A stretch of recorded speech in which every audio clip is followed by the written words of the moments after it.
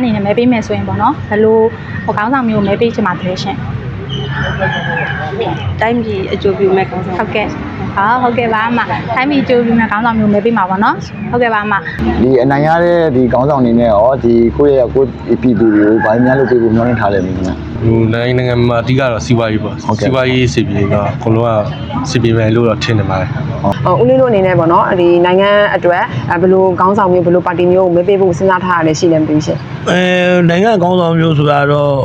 ့ရိုးသားနဲ့ပုံလင်းလင်းပြောပြမယ်ဆိုတော့လက်ရှိအုပ်ချုပ်နေတဲ့အခုနိုင်ငံတော်ခေါင်းဆောင်တွေကိုကျွန်တော်ကြိုက်ပါတယ်ဒါပေမဲ့အထွေထွေရွေးကောက်ပွဲအတွက်ပါလီစုံအတွက်ဝင်အောင်ရွေးကောက်မဲ့ရှင်ပြိုင်မဲ့မှန်ပဲသူရမယ်တော့ကျွန်တော်မသိဘူးပေါ့ခင်ဗျာဒါပေမဲ့အခုလက်ရှိတောင်းဝန်ယူအုပ်ချုပ်နေတဲ့အစိုးရအဖွဲ့တွေကိုကျွန်တော်နှိမ့်သက်ပါတယ်ကြိုက်လဲကြိုက်ပါတယ်အမမင်္ဂလာပါရှင်ဟုတ်ကဲ့အမမဲစင်းလာကြည့်ရတာလို့ရှင်ဟုတ်ကဲ့အမနာမည်လေးရရောစန္ဒပါရှင်ဟုတ်ကဲ့အမမဲစင်းနာမည်ကရောတိုက်ပြီးသွားပြီလားရှင်အမမိသားစုဝင်နေရဘယ်နှယောက်မဲပေးမှလဲရှင်3ယောက်ပ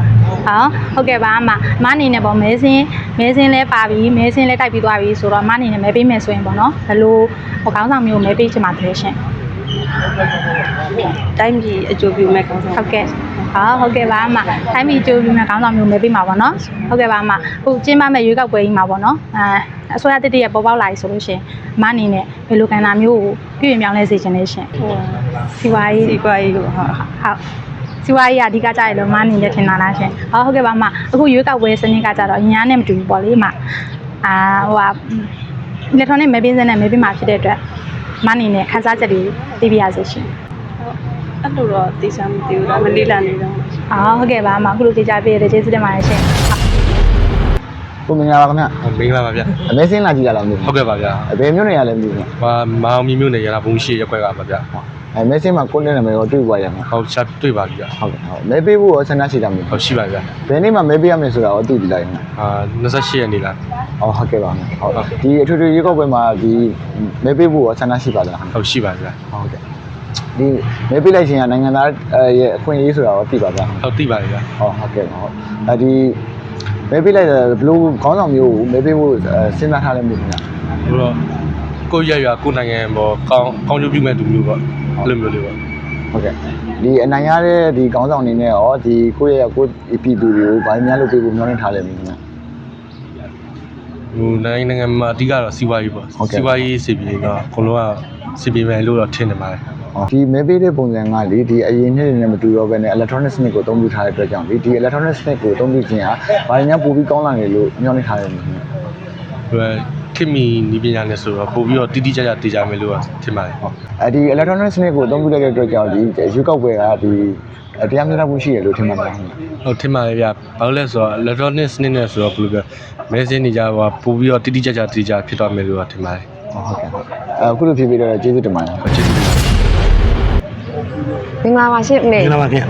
ဦးလေးမဲစင်းလာကြည့်ရလားဟုတ်ပါတယ်ခင်ဟုတ်ကဲ့ပါရှင်ဦးလေးဘယ်မျိုးနေလဲလာကြည့်ရလားကျွန်တော်ဒီမဟာအောင်မြေရပါဟုတ်ကဲ့ပါရန်နာချီရောက်ွက်ကအကွက်နံပါတ်930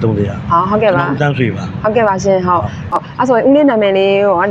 ာနာမည်စင်းမှန်လေးရောကြည့်ပြီးလားမသိဘူးကြည့်ပါကကျွန်တော်နာမည်ဦးတန်းဆွေအကွက်နံပါတ်930ရန်နာဘူမီရှိချီပါရောက်ွက်မှန်ပါတယ်ခင်ဟုတ်ကဲ့မိသားစုဝင်လေးနာမည်လေးရောမှန်ဟုတ်ပါတယ်ခင်မိသားစုဝင်လည်းမှန်မိသားစုအားလုံး4ယောက်အကုန်လုံးပါပါတယ်ခင်ဗျဟုတ်ကဲ့ပါရှင်ဟုတ်ဦးလေးတို့အနေနဲ့ပေါ့နော်ဒီနိုင်ငံအတွက်ဘယ်လိုခေါင်းဆောင်မျိုးဘယ်လိုပါတီမျိုးကိုမဲပေးဖို့စဉ်းစားထားရတယ်ရှိတယ်မသိဘူးရှင်နိုင်ငံခေါင်းဆောင်မျိုးဆိုတာတော့ရိုးသားနဲ့ပုံလင်းလင်းပြောပြမယ်ဆိုတော့လက်ရှိအုပ်ချုပ်နေတဲ့အခုနိုင်ငံတော်ခေါင်းဆောင်တွေကိုကျွန်တော်ကြိုက်ပါတယ်ဒါပေမဲ့အထွေထွေရွေးကောက်ပွဲအတွက်ပါလီစုံအတွက်ဝင်အောင်ရွေးကောက်မဲ့ရှင်ပြိုင်မဲ့မှန်ပဲသူရမယ်တော့ကျွန်တော်မသိဘူးပေါ့ခင်ဗျာဒါပေမဲ့အခုလက်ရှိတောင်းဝန်ယူအုပ်ချုပ်နေတဲ့အစိုးရအဖွဲ့တွေကိုကျွန်တော်နှိမ့်သက်ပါတယ်ကြိုက်လဲကြိုက်ပါတယ်ဟုတ်ကဲ့ပါရှင်ဟ